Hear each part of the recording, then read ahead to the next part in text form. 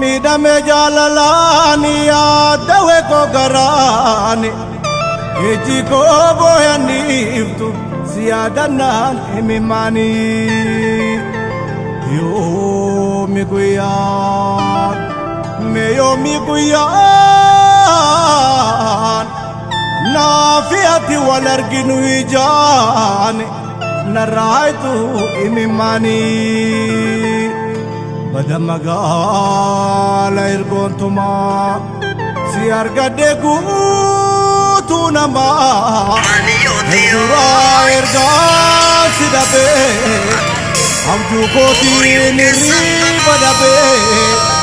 ilaala gogoetu tachaa du'aa jiru keetuun argaa.